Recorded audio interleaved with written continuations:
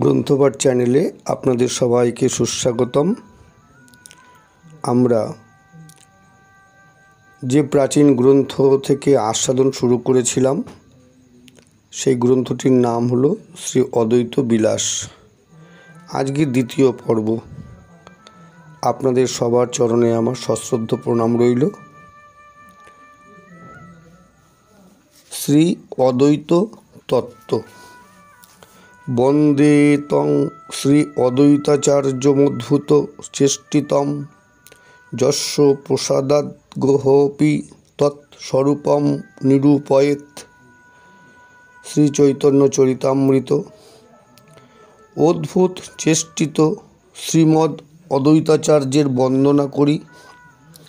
তাহার প্রসাদে অজ্ঞজন তদীয় স্বরূপ নিরূপণ করিতে সামর্থ্য লাভ করেন। পণ্ডিত কুলাগ্রণী ভারতপূজ্য মহানুভব শ্রীমৎ কৃষ্ণদাস কবিরাজ গোস্বামী যে অদ্বৈত প্রভুর স্বরূপ নিরূপণ বিষয়ে তাহার প্রসাদ প্রার্থনা করিয়াছেন, মূর্খের অগ্রগণ্য দিনাতিদিন মাদৃশ মন্দমতি জন কি তাহার প্রকৃত পরিচয় প্রদান করিতে সমর্থ হয়? ক্ষুদ্র মুখে মলিন কণ্ঠে সেই নর দেবাত্মার তত্ত্বকথা কহিতে যাওয়া পঙ্গুর হিমাচল অতিক্রম চেষ্টার ন্যায় হাস্যকর ব্যাপার, বাতুলতা মাত্র। বৈষ্ণব মহাজনগণ বৈষ্ণবীয় গ্রন্থসমূহ তাহার স্বরূপ সম্বন্ধে যাহা বলিয়াছেন, আমি তাহারই কোনো অংশ উদ্ধৃত করিয়া এস্থলে সন্নিবেশিত করিলাম। এতৎ পাঠে সকল পাঠকই বুঝিতে পারিবেন অদ্বৈত প্রভু কীদৃশ মহান পুরুষ ছিলেন, বৈষ্ণব জগতে তিনি কিরূপ উচ্চতম স্থানে প্রতিষ্ঠিত, কি প্রকার পূজনীয় ছিলেন, বৈষ্ণব জগৎ তাহাকে কিরূপ ভক্তির দৃষ্টিতে দর্শন করিয়াছেন। পদ্মপুরাণে ভগবানের উক্তি, তত কলিযুগে প্রাপ্তে মমত্বাচ সদাশিবঃ ভূতাচ্চাদ্বৈত নামাসৌ তাং সীতাম প্রাপ্স্যতি ধ্রুবম। কলিযুগ আগত হইলে আমার আত্মা সদাশিব অদ্বৈত নামে প্রকটিত হইয়া সীতাকে প্রাপ্ত হইবেন। গৌর গণদেশ দীপিকা বলেন, ভক্তাবতার আচার্য অদ্বৈত যঃ শ্রী সদাশিবঃ। যিনি শ্রী সদাশিব তিনি ভক্তাবতার অদ্বৈত আচার্য। অগ্নি সংহিতায় উক্ত হইয়াছে শ্রী অদ্বৈত প্রভু রুদ্রাবতার। রুদ্রবতীর্য মতিমান শ্রীমদ্বৈত সংঘক। বৈষ্ণবীয় গ্রন্থ সদাশিবের মনুষ্যরূপ অবতীর্ণ হইবার এই প্রকার হেতু নির্দেশ করিয়াছেন। পুরা কুবের কৈলাসে সিদ্ধিসাধ্য নিশেষিতে জপ্পাপ পরমং মন্ত্রং শৈবং শ্রীশিব বল্লভঃ। তত দয়ালু ভগবান বরং বিনীতি সোহব্রবীত তদা কুবের বরয়ামাস তং মে সুতো ভব। প্রার্থিতস্তেন দেবেশ বরদেশ সদাশিবঃ।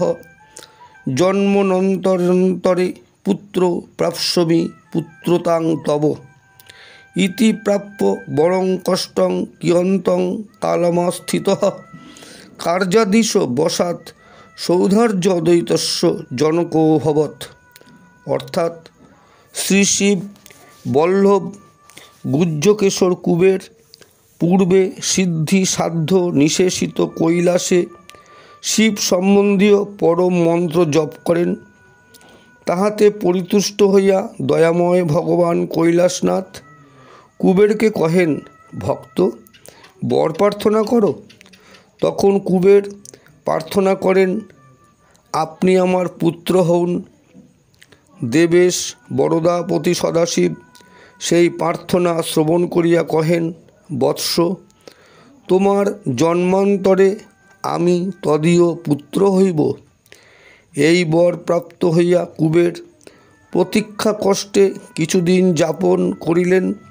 অনন্তর ঈশ্বরাধীন কার্যবশত তিনি এক্ষণে অদ্বৈতের জনক।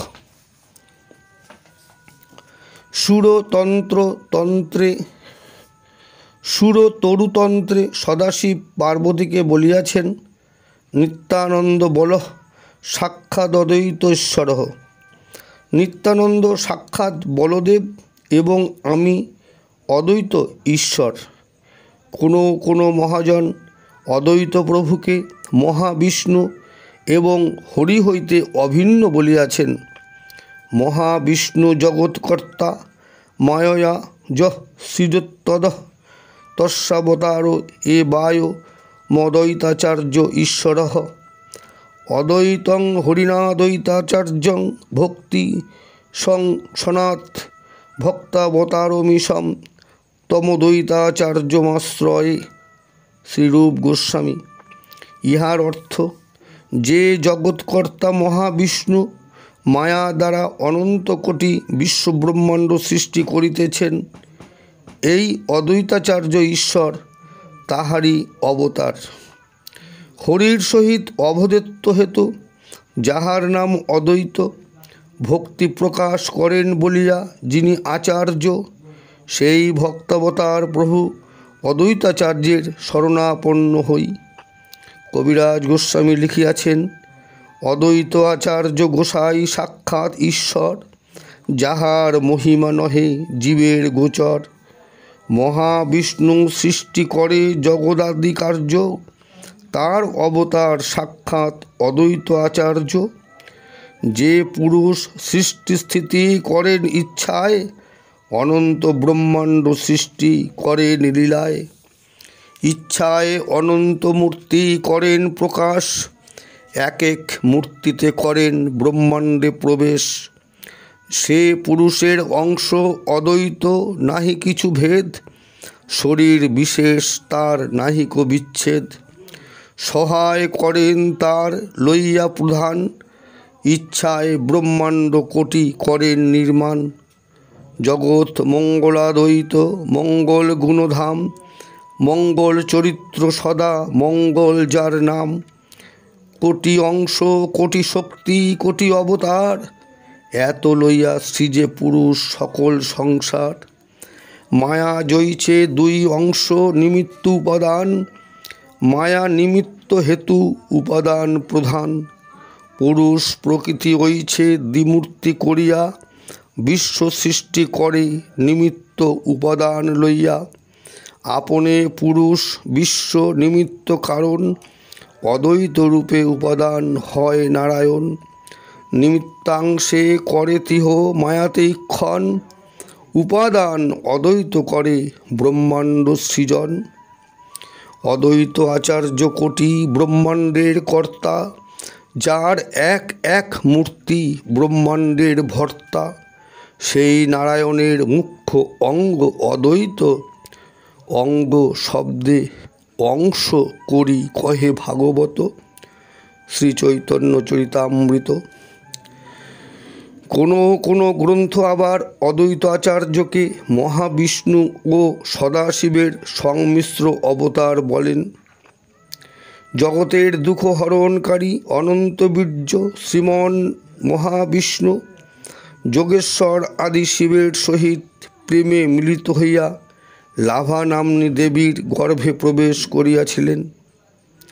বৈষ্ণবের পূজনীয় অন্য গ্রন্থেও এইরূপ উক্ত হইয়াছে। অধুনাতন শিক্ষালোকপ্রাপ্ত বৈষ্ণবেতর সম্প্রদায় যে সকল পাঠক অবতারবাদ বিশ্বাস করেন না, এই অদ্বৈত তত্ত্ব তাহাদের রুচিকর হইবে না।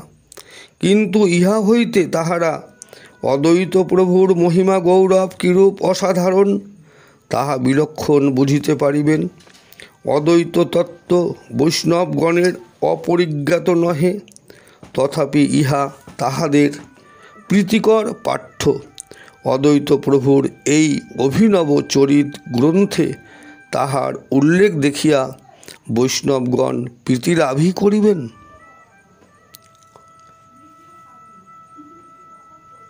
অদ্বৈত বিলাস আদিকাণ্ড প্রথম অধ্যায়। পূর্বপুরুষ ও পিতামাতা। বঙ্গদেশে শ্রীহট্ট নিকট নবগ্রাম, কুবের আচার্য তথা নৃসিংহ সন্তান। শকাব্দা ত্রয়োদশ শতাব্দীর শেষার্ধভাগে শ্রীহট্টের অন্তর্গত লাউর উপত্যকায় নবগ্রাম নামক গণ্ডগ্রামে ভরদ্বাজ গোত্রজ আচার্য উপাধিখ্যাত নৃসিংহ মিশ্র নামে বারেন্দ্র শ্রেণীর এক ব্রাহ্মণ বাস করিতেন। ব্রাহ্মণ বিশুদ্ধ চরিত্র, সদ্গুণ সম্পন্ন, অসামান্য বুদ্ধিমান ও বেদ বিদ্যা বিশারদ ছিলেন। দেশ দেশান্তরের লোক তদীয় বিদ্যা বুদ্ধি ও সদ্গুণের অত্যন্ত সুখ্যাতি করিত। তাহার দয়াগুণের পরিসীমা ছিল না। বহু সংখ্যক দীনহীন অনাথ অসহায় তাহার অন্নে ও অর্থ সাহায্যে প্রতিপালিত হইত। দেশ বিদেশের কন্যাদায়গ্রস্ত বিপ্রগণ তাহার নিঃস্বার্থ দানে দায়মুক্ত হইতেন। দুঃখীর দুঃখ নিবারণ, দরিদ্রের অভাব মোচন, বিপন্নজনের বিপদ ভঞ্জনের নিমিত্ত তাহার উদার হস্ত সর্বদাই উন্মুখ থাকিত। তিনি তৎকালীন বারেন্দ্রকুলের গৌরবস্থল ও দেশের ভূষণ স্বরূপ ছিলেন। নরসিংহপি গৌরস্য কার্যকারক পালিতঃ। রাজকার্য উপলক্ষে নৃসিংহ মিশ্রকে নিয়ত গৌড় অঞ্চলে অবস্থিতি করিতে হইত। এ নিমিত্ত তিনি শান্তিপুরের প্রান্তে ভাগীরথী তীরে একটি নিবাস বাটি নির্মাণ করিয়াছিলেন। মধ্যে মধ্যে তথায় বাস করিয়া গঙ্গা স্নানের ফল লাভ করিতেন। কখনো কখনো তাহার পুত্র পৌত্র ও সেই বাটিতে গিয়া থাকিতেন।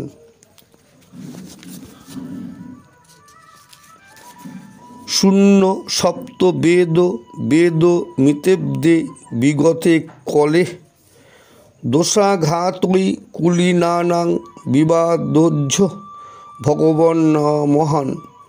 তৎপ্রাক শান্তিপুরে হাসিন নরসিংহ দ্বিজোত্তম। যে সময়ে দোষাঘাতে কুলীনদের মধ্যে মহাবিবাদ ঘটে, দ্বিজোত্তম নরসিংহ সেই সময়ের কিছু পূর্বে শান্তিপুরে আগমন করেন। বর্তমান সময়ের 528 বৎসর অগ্রে অর্থাৎ 1291 শকের পূর্বে নৃসিংহ মিশ্র শান্তিপুরে আসিয়াছিলেন। গৌড়ে ব্রাহ্মণ গ্রন্থের বিচক্ষণ লেখক মহাশয় বলেন, শকাব্দা ত্রয়োদশী শতাব্দীর শেষ ভাগে মধুমৈত্র ও নরসিংহ লারিয়ালের করণ হইয়াছিল। দ্বিজোত্তম নৃসিংহ প্রথমাবস্থায় সমাজ মধ্যে সম্মানাস্পদ ছিলেন না, উপেক্ষিত ও ঘৃণাস্পদ ছিলেন। পর্ণ বিক্রয়ের ব্যবসায় তাহার প্রধান হেতু। নৃসিংহ পর্ণ বিক্রয়ী যদা ছিল আপদ। পূর্বে নৃসিংহ ধন সম্পদ ছিল না। তিনি কৃষাণ রাখিয়া পানের চাষ করিতেন। তাহার কয়েকটি বরজ ছিল। তাহা হইতে যে আয় হইত তাহাতেই তিনি সামান্য গৃহস্থের ন্যায় সংসার যাত্রা নির্বাহ করিতেন। নৃসিংহের কুলমর্যাদাও ছিল না। কুল মানে হীন বলিয়া তিনি সম্মান প্রাপ্তির আশয়ে কুলগৌরবে গৌরবান্বিত তদনীন্তন সমাজের মতে সর্বাপেক্ষা সৎপাত্র মধ্য গ্রামবাসী মধুসূদন মৈত্রেয়কে কন্যাদান করিতে কৃতসংকল্প হইয়াছিলেন। কুলবলদর্পিত মধু প্রথমে নৃসিংহের কন্যা গ্রহণে সম্মত হন নাই। পরিশেষে তাহার আঘ্রাতিশয়ে ও সাধ্য সাধনায় বাধ্য হইয়া নিতান্ত অনিচ্ছায় সম্মতি প্রকাশ করেন।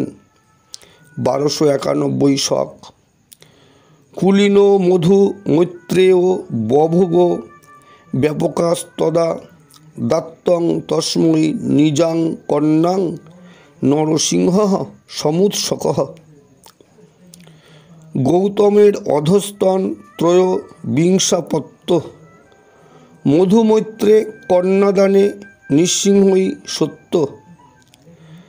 বিবাহ ক্রিয়া সম্পাদিত হইয়া গেলে মধু অতিশয় ম্রিয়মাণ হইয়া কালযাপন করিতে থাকেন। কথিত আছে, তখন দৈববাণী হয়, হে মৈত্রেয়, বিষণ্ণতা পরিত্যাগ করো। নৃসিংহ সামান্য ব্যক্তি নহেন, ইহার কন্যা বলিয়া তোমার পত্নী ধন্যা হইবেন। কিছুদিন পরে নৃসিংহের মহিমা জানিতে পারিবে। দৈববাণী লারুলি কন্যা ধন্যা যেন পশ্চাৎ, লারুলি ভাগ্যে শেষে ভাগে হবে মহাকুল। কুলীন প্রধান মধু মৈত্রকে কন্যাদান করিয়া নৃসিংহ এদেশের চিরস্মরণীয় হইয়া গিয়াছেন। তাহার কন্যার বিবাহ হইতে কুলীন সম্প্রদায় মধ্যে কাপ শ্রেণীর উৎপত্তি হইয়াছে। নৃসিংহ মিশ্রের কন্যার বিবাহে বহু যাত্রীর সমাগম ও মহা সমারোহ হইয়াছিল। বিবাহের পর মিশ্র মহাশয় গ্রাম মধ্যে নৃসিংহ অবতার বলিয়া আখ্যাত হইয়াছিলেন। লারুলি গ্রামীণ বলিয়া নৃসিংহের অন্য এক উপাধি লারুলি। কেহ কেহ আবার তাহাকে লারিয়ালও বলিত। ক্ষত্রিয় লারুলি গ্রামী বভুব ধনবান মহান। অদ্বৈত প্রভুর গৃহবাসী শিষ্য ঈশাননাগর বলেন, নৃসিংহ আরু ওঝার বংশজাত। যেই নরসিংহ লারিয়াল বলি খ্যাত, সিদ্ধ ক্ষত্রিয়াক্ষ আরু ওঝার বংশজাত। আরু ওঝার প্রকৃত নাম আরুণী। আরুণী বৈদান্তিক পণ্ডিত ভাস্করাচার্যের পৌত্র ও সায়নাচার্যের পুত্র। আরুণেস্তু সুত শ্রীমান যদুনাথ সুপণ্ডিতঃ, তস্য পুত্র মহাতেজা শ্রীপতি দ্বিজ সত্তমঃ। তস্য পুত্র কুলপতিস্তস্য পুত্র বিভাকরঃ। প্রভাকর সুতস্তস্য সর্বধর্মা বিদাং বরঃ। নৃসিংহ লারুলি গ্রামী তৎপ্রসূত দ্বিজোত্তমঃ। সর্বশাস্ত্র প্রবীণশ্চ সর্ববিদ্যা বিশারদঃ। মহাত্মা নৃসিংহ মিশ্রের পুত্র পুতচরিত্র বিদ্যাধর মিশ্র, তৎপুত্র শটকরী মিশ্র। শটকরী বেদান্ত শাস্ত্র পারদর্শী অগ্নিহোত্র যাজ্ঞিক বলিয়া প্রথিত। তাহার পুত্র দ্বিজ কুলতিলক কুবেরচন্দ্র মিশ্র পণ্ডিতাচার্য। 1281 শকে কুবের মিশ্রের জন্ম হয়। নৃসিংহ আদাচার্য চরিত্র পুত্র বিদ্যাধরঃ ভবৎ। শটকরী তৎসুত তস্মাৎ কুবের নাম পণ্ডিতঃ। কুবের তস্য পুত্রঃ ভূতগ্নিহোত্রী মহাতপঃ। পঞ্চাননতয়াখ্যাত আশ্বলায়ন সাক্ষিকঃ। শ্রীমান অদ্বৈতাচার্য প্রখ্যাতস্তস্য চাত্তজঃ। মহেশ্বরাবতার যো নির্ণীতস্তত্ত্ব বিত্তময়ী। নৃসিংহের প্রপৌত্র কুবের অদ্বৈত পিতা, অদ্বৈত শিবাবতার চৈতন্যের মিতা। কুবের আচার্য প্রপিতামহ নৃসিংহ মিশ্রের ন্যায় অসাধারণ বুদ্ধিমান ছিলেন। বুদ্ধি প্রভাবে অল্প বয়সেই বেদ ও দর্শনাদি বিবিধ শাস্ত্রে ব্যুৎপন্ন হইয়া তর্ক পঞ্চানন উপাধি প্রাপ্ত হন। তর্ক পঞ্চানন কুবের অতিশয় শুদ্ধ সত্য, জিতেন্দ্রিয়, সত্যনিষ্ঠ ও বিষ্ণুভক্ত বলিয়া কীর্তিত। আচার্য সর্ববিদ্যা নামগ্নি হোত্রী বভূভ আশ্বলায়ন সাক্ষৈকাধ্যায়ী বিষ্ণুপরায়ণঃ। কুবের আচার্য নৃসিংহের প্রপৌত্র, ইহাতে কিছুমাত্র সন্দেহ নাই। গোস্বামী পণ্ডিতগণ ইহা মুক্ত কণ্ঠে বলিয়া থাকেন। গ্রন্থাদিতে ইহা লিখিত আছে, পাঠক দেখিতে পাইলেন। নৃসিংহের পৌত্র কুবের আচার্যের পিতা শঠকরি মধ্যে মধ্যে পিতামহের দর্শনার্থ পিতার সহিত শান্তিপুর আগমন করিতেন। নৃসিংহের অবস্থান জন্য শান্তিপুর তাহাদের দ্বিতীয় বাসস্থান ও শান্তিনিকেতন হইয়াছিল। নৃসিংহ পরলোকগত হইলেও গঙ্গা স্নানে আসিবেন বলিয়া অথবা অন্য কোনো কারণে তাহারা শান্তিপুরের সে বাটি রক্ষা করিয়াছিলেন। কুবের আচার্য কখনো কখনো পিতা বা পিতামহের সঙ্গে শান্তিপুরে আসিয়া সেই বাটিতে বাস করিতেন। অদ্বৈতের পিতা পিতামহাদি বিখ্যাত বঙ্গে বাস, পূর্বে শান্তিপুরে গতায়াত। ভক্তিরত্নাকর। নৃসিংহ যখন শান্তিপুরে আগমন করেন তখন কুবের আচার্যের বয়ঃক্রম সম্ভবত 6-7 বৎসর। নৃসিংহ মিশ্রের অসাধারণ বিদ্যাবুদ্ধি ও গুণ গৌরবের প্রশংসাধ্বনি দিক দিগন্তে প্রতিধ্বনিত হইলে তদনীন্তন দিনাজপুরপতি গুণগ্রাহী গণেশ রাজা তাহাকে প্রধানমন্ত্রিত্বে নিযুক্ত করেন। ওই সময়ে নৃসিংহ মিশ্র ভারতীয় 14 ভাষায় শিক্ষিত ছিলেন। কুবের পণ্ডিত অসামান্য রূপ লাবণ্যবান ছিলেন। রূপ মাধুর্য ও জ্ঞান ও গাম্ভীর্য নিমিত্ত তাহাকে কন্যাদান করিতে অনেকের একান্ত আগ্রহ জন্মে। লোকের অনুরোধে অথবা অন্য কারণে তাহার পিতাও বিবাহ দিবার জন্য অত্যন্ত ব্যগ্র হইয়া ওঠেন। এ নিমিত্ত কৈশোরাবস্থা অতিক্রম করিতে না করিতেই কুবের বিবাহিত হন। গ্রামস্থ মহানন্দ নামক জনৈক বিচক্ষণ বিপ্রের লাভা নাম্নী সর্বসুলক্ষণযুক্তা ও সর্বাঙ্গ সুন্দরী কন্যার সহিত তাহার বিবাহ হয়। কুবের যেমন সর্ববিষয়ে প্রশংসনীয়, লাভাও তদনুরূপা। যাহাতে স্ত্রীলোক প্রশংসনীয়া হন, লাভা তৎসমস্তরই আধারভূতা ছিলেন। উভয়ের শুভ সম্মিলনে গ্রামবাসী আবাল বৃদ্ধ সমুদায় লোকের অতীব সন্তোষ জন্মিয়াছিল। মহানন্দ মনোমত পাত্র কুবের পণ্ডিতকে কন্যা সম্প্রদায় করিয়া অনির্বচনীয় প্রীতি ও অপরিসীম আনন্দপ্রাপ্ত হইয়াছিলেন। কুটুম্ব সমাজে তাহার প্রতিষ্ঠা প্রতিপত্তির ইয়ত্তা ছিল না। গ্রামিক লোকের প্রশংসা ও ধন্যবাদ ধ্বনি তাহার সৌভাগ্য গর্ব উপস্থিত করিয়াছিল। লাভা দেবীও রূপগুণ সম্পন্ন, সর্বজন সমাদৃত, মনোভিরাম প্রতিরত্ন লাভ করিয়া আপনাকে পরম সৌভাগ্যশালিনী জ্ঞান করিয়াছিলেন।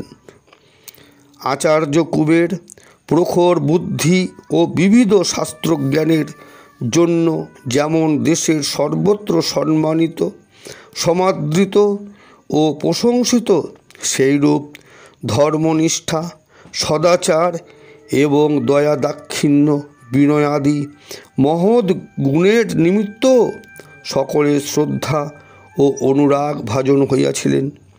তদীয় বিদ্যাবত্তা ও সদ্গুণ সৌরভে বিমুগ্ধ হইয়া লাউর দেশাধিপতি দিব্যসিংহ তাহাকে আপনার মন্ত্রী ও সভা পণ্ডিত স্বরূপে নিয়োজিত করিয়াছিলেন। তাহার মন্ত্রণাগুণে দিব্যসিংহ ধনৈশ্বর্যে অতীব উন্নত হইয়া ওঠেন। প্রজাগণের মধ্যে শান্তি এবং রাজ্যের সর্বত্র সুশৃঙ্খলা অবলোকন করিয়া তিনি প্রভূত শুভলাভ করিতেন।